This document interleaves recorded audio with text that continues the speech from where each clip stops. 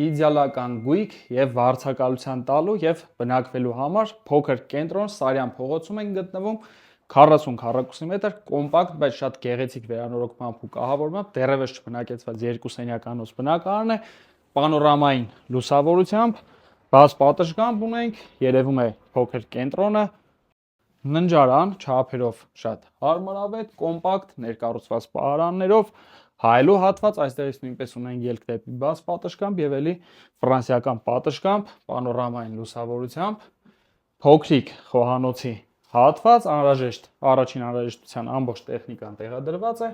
սանհանգույց լոգաղցիկի տարբերակով եւ բավականին տարողունակ ներկառուցված պահարաններ։